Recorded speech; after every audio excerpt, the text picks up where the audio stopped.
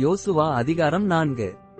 ஜனங்கள் எல்லாரும் யோர்தானை கடந்து தீர்ந்தபோது கர்த்தர் யோசுவாவை நோக்கி, நீங்கள் ஒவ்வொரு கோத்திரத்திற்கு ஒவ்வொருவராக ஜனங்களில் 12 பேரை தெரிந்துகொண்டு இங்கே யோர்தானின் நடுவிலே ஆசாரியர்களின் கால்கள் நிலையாய் நின்ற இடத்திலே 12 கற்களை எடுத்து அவைகளை உங்களோடே கூட அக்கரைக்கு கொண்டுபோய் நீங்கள் இன்று இரவில் தங்கும் ஸ்தானத்திலே அவைகளை வையுங்கள் என்று அவர்களுக்கு கட்டளையிடுங்கள் என்றார். அப்பொழுது யோசுவா இஸ்ரவேல் புத்திரரில் ஒவ்வொரு கோத்திரத்திற்கு ஒவ்வொருவராக ஆயத்தப்படுத்தியிருந்த 12 பேரை அழைத்து அவர்களை நோக்கி, நீங்கள் யோர்தானின் மத்தியில் உங்கள் தேவனாகிய கர்த்தரின் பெட்டிக்கு முன்பாக கடந்து போய் உங்களுக்குள்ளே ஒரு அடையாளமாயிருக்கும்படிக்கு இஸ்ரவேல் புத்திரருடைய கோத்திரங்களின் இலக்கத்திற்கு சரியாக உங்களில் ஒவ்வொருவன் ஒவ்வொரு கல்லை தன் தோளின் மேல் எடுத்துக்கொண்டு போங்கள். நாளை இந்த கற்கள் ஏதென்று உங்கள் பிள்ளைகள் உங்களை கேட்கும்போது நீங்கள் கர்த்தருடைய உடன்படிக்கை பெட்டிக்கு முன்பாக யோர்தானின் தண்ணீர் பிரிந்து போனதினால் அவைகள் வைக்கப்பட்டிருக்கிறது. யோர்தானை கடந்து போகிறபோது யோர்தானின் தண்ணீர் பிரிந்து போயிற்று. ஆகையால் இந்த கற்கள் இஸ்ரவேல் புத்திரருக்கு என்றைக்கும் நினைப்பூட்டும் அடையாளம் என்று சொல்லுங்கள் என்றான்.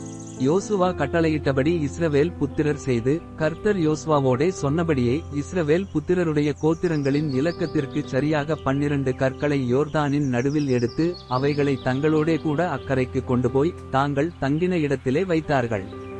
யோர்தானின் நடுவிலும் உடன்படிக்கை பெட்டியை சுமந்த ஆசாரியரின் கால்கள் நின்ற இடத்திலே யோசுவா 12 கற்களை நாட்டினான்.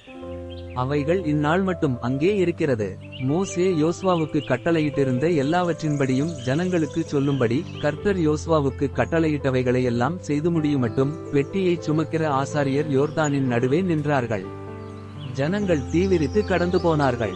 ஜனமெல்லாம் கடந்து போன பின்பு கர்த்தருடைய பெட்டியும் கடந்தது. ஆசாரியர் ஜனத்துக்கு முன்பாக போனார்கள்.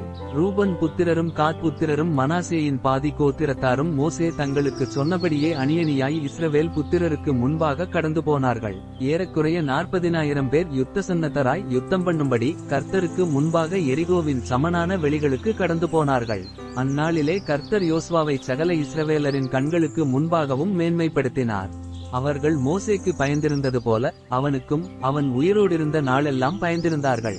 கர்த்தர் யோசுவாவை நோக்கி, சாட்சியின் பெட்டியை சுமக்கிற ஆசாரியர் யோர்தானிலிருந்து கரையேறும்படி அவர்களுக்கு கட்டளையிடு என்று சொன்னார்.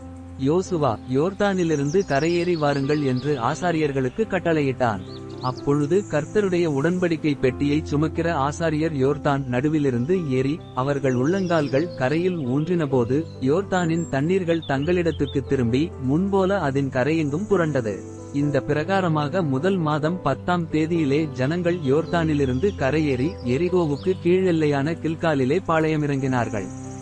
அவர்கள் யோர்தானில் எடுத்துக்கொண்டு வந்த அந்த 12 கற்களையும் யோசுவா கில்காலிலே நாட்டி இஸ்ரவேல் புத்திரரை நோக்கி, நாளை உங்கள் பிள்ளைகள் இந்த கற்கள் ஏதென்று தங்கள் பிதாக்களை கேட்கும்போது நீங்கள் உங்கள் பிள்ளைகளுக்கு அறிவிக்க வேண்டியது என்னவென்றால், இஸ்ரவேலர் வெட்டாந்தரை வழியாய் இந்த யோர்தானை கடந்து வந்தார்கள்.